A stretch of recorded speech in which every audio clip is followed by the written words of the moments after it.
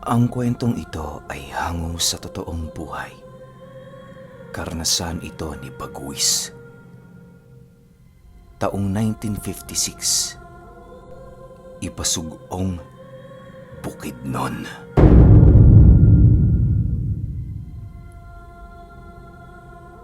Itong mga panahong ito, kasalukuyang mangunguha ng kahoy itong si Bagwis. Yon ang nakagisnan niyang trabaho na siyang ibinubuhay niya sa kanyang pamilya. Bagaman mahirap ang mangahoy sa bundok, sulit naman ang araw-araw niyang kinikita doon. Sa loob ng ilang taon niya bilang pangangahoy, wala naman siyang nakaengkwentrong kakaiba maliban sa mga kakarampot na pagpaparamdam ng mga engkanto. Hindi naman niya yun ikinakabahala sa kadahilan ng ordinaryo lamang ang ganoong pangyayari sa kanya. Paminsan-minsan nga, nakakakita siya sa bundok ng mga baboy ramong naglalakad, nakahalin tulad ng isang tao. Hindi naman niya ito pinapakialaman sa kadahilan ng sigurado siyang alaga yon ng mga engkanto. Isang araw, habang binabaybay ni Bagwis ang kabundukan ng Ipasugong, bigla na lamang siyang naligaw ng sa hindi malamang dahilan. Kahit anong pilit niya noong hanapin ang daan pabalik ng baryo, tila ba nagiging imposible ito para sa kanya. Kahit gano'n na ang kanyang nararamdaman, pinilit niya pa ring makawala sa lugar na yon. Ilang minuto pa ang lumipas, napansin niyang paulit-ulit na lamang ang lugar na kanyang dinaraanan. Animoy umiikot lamang siya noon sa isang parte ng bundok na para bang may kung anong nilalang ang nanliligaw sa kanya. Nang wala na noong maisip na paraan si Bagwis, napagpasyahan niyang baliktarin ang kanyang damit sa pagbabaka sakaling mababasag niya ang panliligaw na bumalot sa buong paligid. Subalit ilang ulit man niya itong baliktarin, tila ba wala pa rin noong pinagbabago. Dahil sa pangyayaring yon, unti-unti na siyang nakakaramdam ng pagod at labis na pagkahilo. Iniiwasan na din niya noong tumingin sa mga puno dahil pakiramdam niya umiikot ang mga ito. Ilang oras pa ang lumipas, nanatili pa ring naliligaw si Bagwis. Panay na noon ang kanyang ginagawang pagsisigaw sa pagbabaka sakaling makahingi ng tulong sa mga taong nagagawi doon. Pero namaos na lamang siya, wala pa ring nakarinig ng paghingi ng tulong niya. Sa pagsapit ng takip silim, mas lalo pang kinabahan si Bagwis nang makarinig siya ng isang alulong ng napakalaking aso. Alam niyang malapit lang ito sa kanya, kung kaya't mas lalo pa niyang binilisan ng paglalakad, makaalis lamang sa lugar na yon. Habang patuloy niya noong binibilisan ng kanyang pagtakbo, rinig na rinig niya ang kakaibang ingay ng dilim na mabilisang humahabol sa kanya. Dahil sa mga pangyayaring yon, halos magkanda baliw-baliw na itong si Bagwis. Hindi niya alam pero napapaisip na siya noon na kung mabubuhay pa ba siya sa lugar na yon. Ilang minuto pa ang lumipas, bigla naman siya noong natigilan nang makasilay siya ng isang binatang nagawi sa lugar. To! Saan ka pupunta? Pwede ba akong sumama? Nag-aalalang wika ni Bagwis. Nang marinig naman siya ng binata, agad naman itong napatingin sa kanya habang sumasagot ng, "Taga dito ho ako, Manong. Saan ho kayo pupunta? Bakit inabutan na kayo ng gabi?" Nang marinig ni Bagwis ang sinabi nito, agad naman siyang sumama sa lalaki ng walang pagdadalawang isip. Mas mainam nang yon ang kasama niya kesa naman mamatay siya sa takot sa lugar na yon. Ilang minuto pa ang lumipas, narating na nga nila ang isang masukal na lugar, di kalayuan sa bundok. Doon ay nakita niya ang pamilya ng binata na kasalukuyang naghihintay sa pagbabalik nito. Maya-maya pa, nang makalapit na sila, agad naman siyang tinitigan ng dalawang matanda mula ulo hanggang paa. Hinayaan lang naman ito ni Bagwis sa kadahilanang bakayo ng pamamaraan ng mga tao sa pagkilala ng isang tao. Ano ba ang pakay mo rito, iho? Wika ng matandang lalaki. Nang marinig naman ito ni Bagwis, agad naman siyang sumagot ng, Naligaw ho kasi ako, Manong eh. Ilang taon na ako ditong mangangahoy pero ngayon lang ako naligaw dito. Hindi ko nga ho alam pero paikot-ikot na lang yung dinaraanan ko eh. Paano ka hindi maliligaw? Maling araw ang pagpasok mo sa bundok. Tandaan mo, lahat ng parte ng kalikasan, merong sinusunod na araw. Kapag ipinagsawalang bahala mo ito, maaari kang mapahamak. Walang ligtas na lugar, iho. Lalong-lalo na sa gubat. Pasalamat ka, anak kong nakakita sa'yo. Kung mga ibang tao, naku, may kalalagyan ka panigurado. matapos ang kanilang pag-uusap, agad din naman siyang pinapasok sa bahay nito. Kahit papaano, napanatag na noon ang kalooban ni Bagwis, gawa ng nararamdaman niya sa kanyang sarili na mabait ang pamilyang kanyang tinuluyan. Kumain ka na ba, iho? Tanong ng matanda pagpasok nila sa bahay nito. Sa katunayan, hindi pa ho, Manong eh. Pero ayos lang ho. Busog pa naman ako kahit papaano. Sagot naman ni Bagwis. Nang marinig ito ng matanda, hindi na ito umimik. Bagkus ay inabutan na lamang siya nito ng 3 mainit na kamote. Agad naman yung kinuha ni Bagwis sa kadahilanang hindi niya maipagkakaila ang labis na gutom na kanyang nadarama. Habang kumakain noon ng pamilyang kanyang tinuluyan, doon niya naamoy ang napakabangong usok na nanggagaling sa kinakain ng mga ito na isang karne. Bagaman naglalaway siya sa usok na yon, pinili na lamang niyang pigilan ang kanyang sarili. Ilang oras pa ang lumipas, kasalukuyan nang nagpapahinga itong si Bagwis. Habang pinakikiramdaman niya noon ang paligid, pabigla-bigla na lamang siyang kinakabahan nang sa hindi malamang dahilan. Maya-maya pa, laking gulat na lamang niya nang marinig niya ang matandang naglalakad papalabas ng pinto habang umuungol ng bahagya. Dahil sa kanyang narinig, agad naman niyang ginapang ang pintuan ng silid para makita ang nilalang na nagpaparamdam ng 10 oras. Pagsilay niya noon sa sala, doon niya nakita ang mga nanlilisik na mga mata ng matanda habang pasipat-sipat sa labas ng kanilang tahanan. Maya-maya pa, bigla namang nakarinig ng pag-alulong si Bagwis na siyang nagbigay ng labis na takot sa kanyang katawan. Matapos niyang marinig ang alulong na yon, doon niya nakita ang paglabas ng matanda na siyang nagbigay ng labis na palaisipan sa kanyang sarili.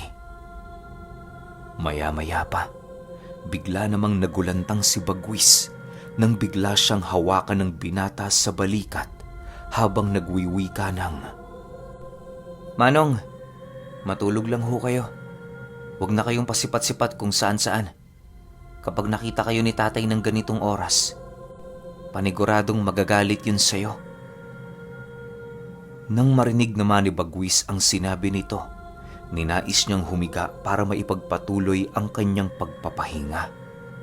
Subalit hindi pa man niya noon na ipipikit ang kanyang mga mata, bigla naman siyang napabalikwas nang makarinig siya ng mga lalaking nagsisitakbuhan sa labas. Ilang minuto pa ang lumipas, doon na nga niya narinig ang malalim na boses ng mga lalaki na nagsasabing, Ernesto, ikaw ba ang nagpatuloy sa pagkain namin? Ilabas mo siya. Kailangan na namin siyang makuha. Naghihintay si Kaopyong ng kanyang makakain. At sino ba ang tinutukoy mo? Wala kaming pinapapasok sa aming tahanan maliban sa mga taong aming kakilala. Baka naguguluhan at naliligaw ka lang, iho. Mas mainam na maghanap ka sa ibang bahay-bahay dito. Baka nasa kanila ang hinahanap ninyo. Huwag mo kong sindakin. Alam ko ang aking koneksyon kay Kaopyong. Sagot naman ng matanda. Matapos nilang makapagsalita, mabilis na namang lumapit sa dingding ng kubo ang lalaking kausap nito na para bang meron itong inaamoy. Ilang minuto din niya noong ginawa ang bagay na yon hanggang sa dumating ang puntong matapat yon sa silid na kinaroroonan nila Bagwis. Sa puntong yon, agad namang napatayo ang binatang kanyang katabi habang pabulong na nagsasabi ng, "Manong, ibalot niyo sa kumot ang inyong katawan. Makakatulong ito sa inyo para hindi kayo maamoy ng mga aswang." Nang marinig ito ni Bagwis, bigla namang nanlaki ang kanyang mga mata nang marinig niya ang sinabi ng binata. Sa puntong yon, panigurado siyang hindi ito nagsisinungaling sa kadahilan ng kitang-kita sa mga mata nito ang labis na pag-aalala.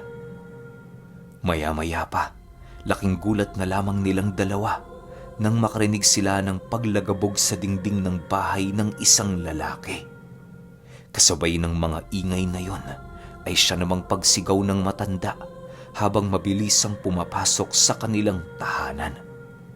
Galit na galit ito at umiiyak na para bang merong pangyayaring naganap sa pagitan niya at ng mga lalaki.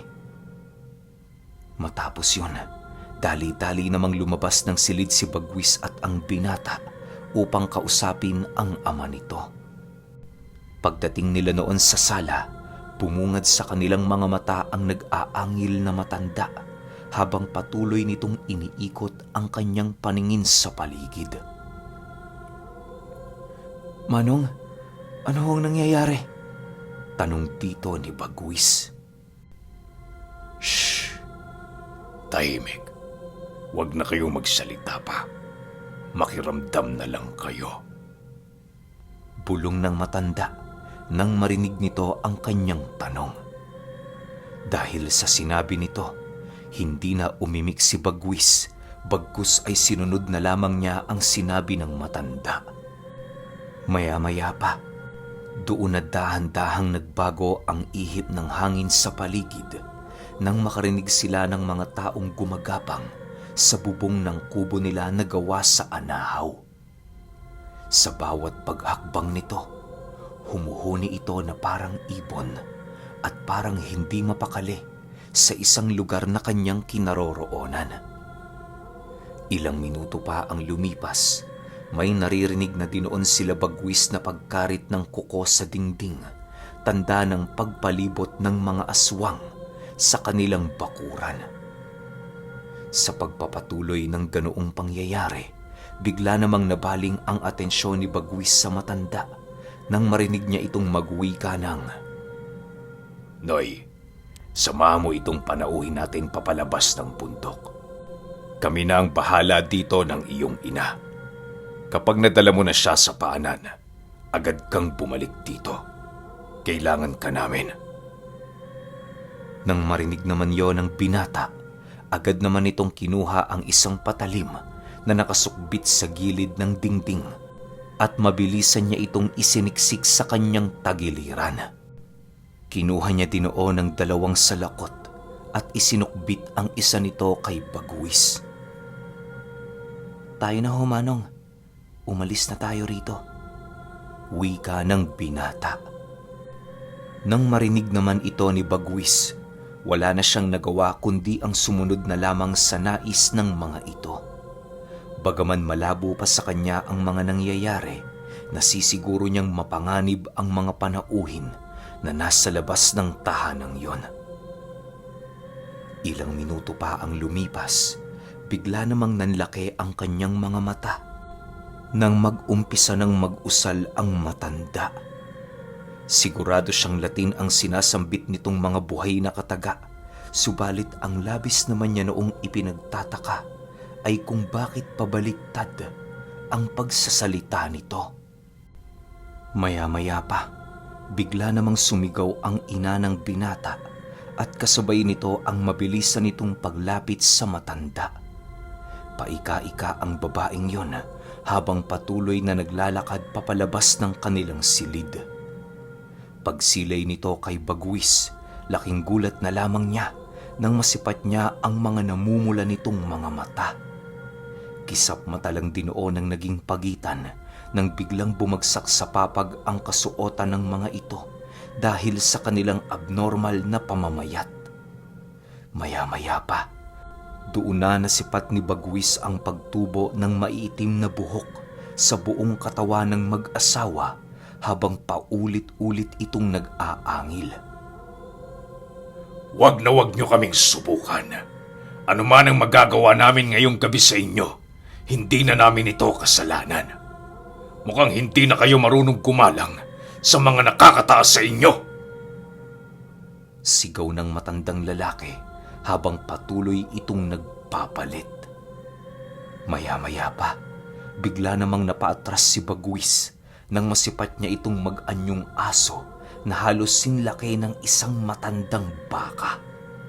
Dali-dali nitong sinuwag ang pinto ng kubo na siyang naging sanhi upang mawasak ang kabuuan ng dingding. Matapos ang mga pangyayaring yon, kitang-kita ni Bagwis ang pagsipulasan ng mga nilalang na kanina lang ay nakapalibot sa tahanang kanyang tinutuluyan. Hinabol yon ng napakabilis ng mag-asawa hanggang sa tuluyan na itong maglaho sa kanyang paningin. Sa pagpapatuloy ng pagmamasid ni Bagwis sa paligid, tila ba nakakaramdam na siya ng pagkabingi at pagkaparalisa ng kanyang buong katawan dahil sa labis na takot.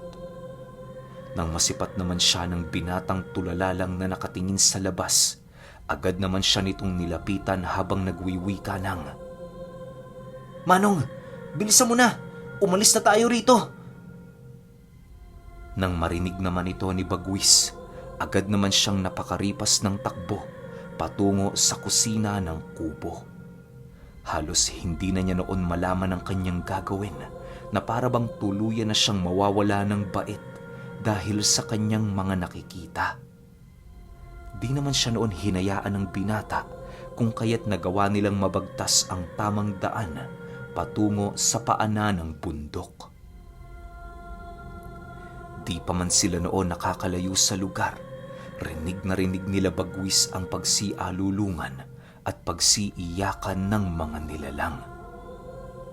Ilang minuto pa ang lumipas, mas lalo pa nilang binilisan ang kanilang pananakbo nang marinig nilang may kung anong nilalang ang humahabol sa kanilang dalawa. Bagaman hindi nila ito nakikita, sigurado silang aswang ang mga ito.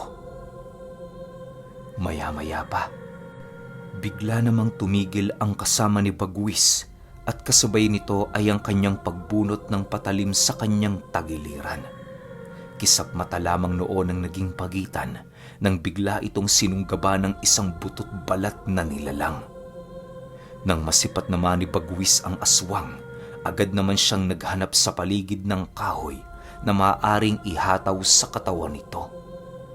Pagsilay niya sa isang bulok na kawayang malapit sa kanyang kinatatayuan, mabilisan naman niya itong kinuha at buong tapang na nilapitan ang nilalang.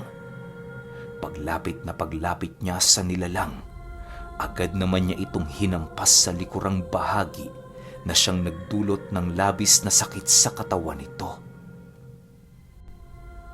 Nang mapagtanto niyang bagakay na kawayan pala noon ang kanyang hawak, agad naman niya itong iniunday sa aswang nang sa gayoy magawa nitong mapakawala ng binata. Matapos niyang gawin ang bagay na yon, agad namang napaatras ang kanilang kalaban habang patuloy na sumisigaw dahil sa sakit ng kanyang katawan. Maya-maya pa, agad namang hinila ni Bagwis ang binata at dali-daling inakbayan upang makalayo na sila sa lugar na kinaroroonan ng aswang. Manong, sila tatay. Paano na sila? Wala silang kasama dun. Marami ang mga demonyong yun. Nag-aalalang wika ng binata. Nang marinig naman ito ni Bagwis, hindi naman siya nakaimik sa kadahilanang sinisisi niya ang kanyang sarili dahil sa mga nangyari. Kung hindi lang sana siya pinatuloy ng pamilyang yon, wala sana silang naging problema. Bagaman aminado siyang kasalanan niya ang mga nangyari, naging mapalad naman siya dahil kahit papaano, hindi siya nakatikim ng kahit na anong sisi sa binata. Sa pagpapatuloy ng kanilang pananakbo, muli na naman nilang naramdaman ang pagsunod ng aswang. Halos rinig na rinig nila ang pag-ungol nito na para bang hindi na napipigilan ng nilalang ang galit sa kanilang dalawa.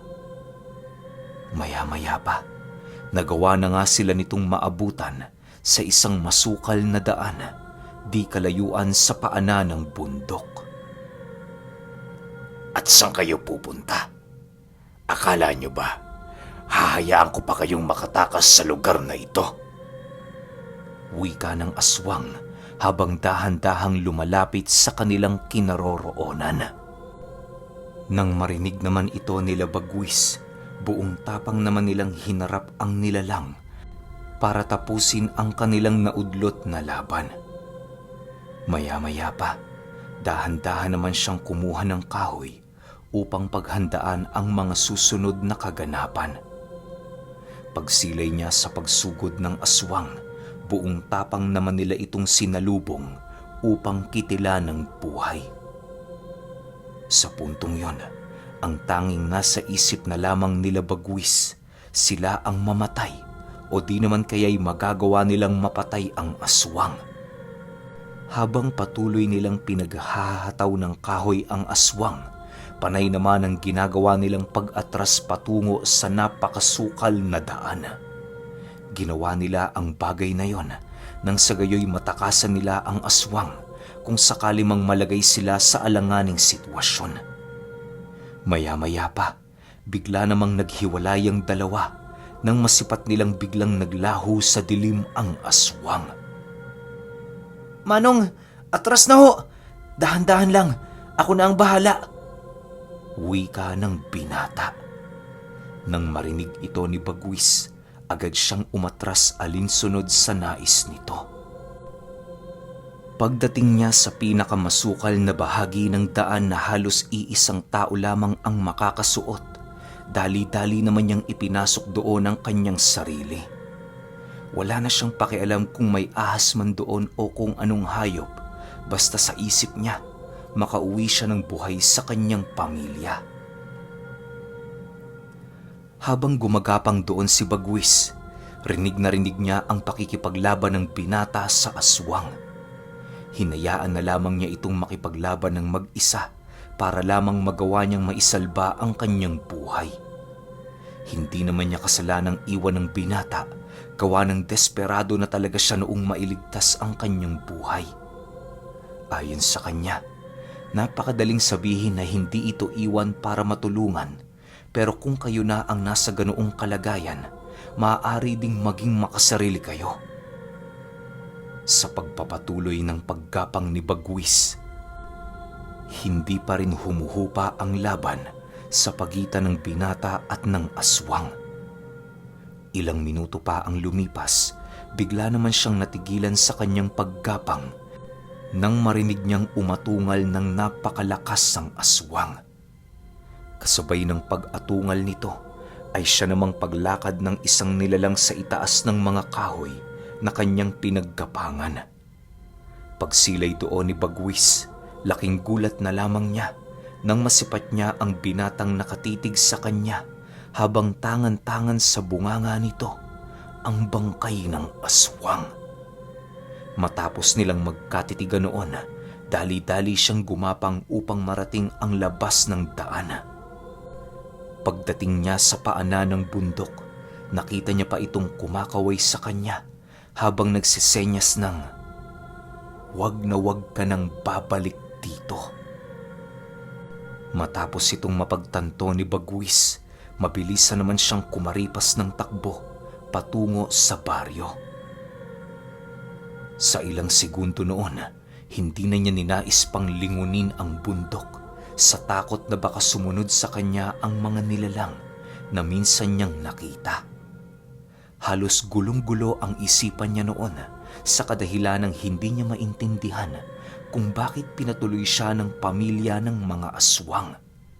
Subalit, sa kabila ng lahat ng mga katanungan sa kanyang isipan, labis-labis pa din ang kanyang pasasalamat dahil kahit papaano, nagawa niyang makaligtas sa tiyak na kapahamakan. Pagdating niya noon sa kanilang tahanan, agad naman siyang tumungo sa kanilang banyo upang alisin ang napakaraming dugo na nagmantsa sa kanyang damit.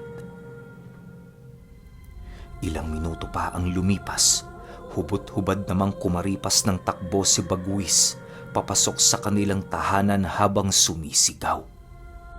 Nang marinig ng kanyang asawa ang kanyang pagdating, dali-dali naman siya nitong pinagbuksan habang nagwiwika ng, At saan ka naman pumunta, Bagwis? Hindi mo ba alam kung anong oras na? Bakit wala kang saplot? Ano nangyari sa'yo?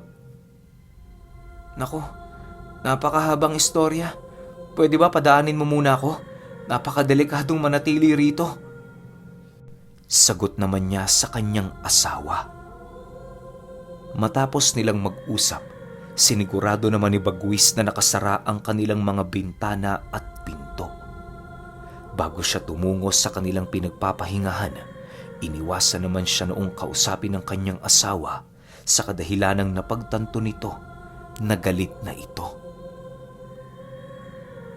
Ilang araw ang makalipas matapos ang mga pangyayari, panay naman ang kanilang pag-aaway ng kanyang asawa sa kadahilanang wala na siyang ginawa kundi ang tumunganga.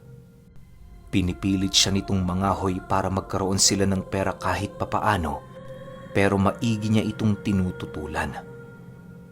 Hanggang sa ilang buwan pa noon nang lumipas, tuluyan na ngang naghirap ang kanyang pamilya. Ang tanging naisip na lamang noon na paraan ng kanyang asawa para makaahon ay ang umalis sa kanyang tahanan. Nang mag-isa na lamang noon si Bagwis, may iilan pa naman siyang kaibigang bumibisita sa kanya para mangumusta. Sa bawat pagbisita nito sa kanyang tahanan, paulit-ulit naman niyang inilalahad sa mga ito ang kanyang pinagdaanang kalbaryo noong minsan siyang nagtrabaho bilang isang mangangahoy at yung nangyari sa kanyang hindi niya inaasahan na pagpapatuloy ng mga aswang.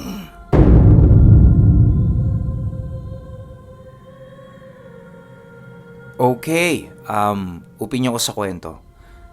Actually, wala akong mabigay na opinion kasi ang nangyari parang ang dami kong tanong. Unang-una, bakit nga naman siya patutuloyin ng pamilya ng aswang na yun? Tsaka bakit siya pinag-agawa ng dalawang lahi? Kung tutusin, pwede naman siya paghatian. Pwede siyang kainin ng dalawang pamilya, di ba? Hatiin yung katawan niya, tas parte-parte na lang. Sayang lang, no? Hindi pinakita yung nababanggit, kaongkoy ba yun? Yung hindi nabanggit na aswang. Ano ba siya? Leader ng grupo, gabunan nila ng mga aswang. Yun nga, di ba? Nakakapagtaka. Bakit siya kinupkop? Plano ba ng pamilya na to na sila kumain sa kanya? O hindi pa panahon ng pagkain ng pamilya na to, kaya nagawa nitong pagtimpian na hindi siya kainin? Kasi imposibleng ibang lahi to kung iisa sila ng gabunan. Di ba? Kasi marami na tayong kwento na isang gabunan, tapos kung ano yung lahi ng gabunan, yun din yung lahi ng iba. Ang nagkakatalo lang, yung mga nakakalipad, yung mga nagpapalit ng anyo. Diba? Ganun lang ganun lang yung pagkakaiba ng lahi. No? Bakit kaya? Yun ang tanong ko. Bakit siya pinatuloy ng pamilya na to? Sobrang nakakapag-isip. Pero kayo, baka meron kayong lehitimong komento o meron kayong solidong komento para sa kwento natin, pa-comment naman ako sa baba. Tapos pag nagustuhan ko yung sagot ninyo, lagay ko kayo sa pin comment para naman mabasa ng iba. Okay? Yun lang. Hanggang sa susunod na kwento. Salamat.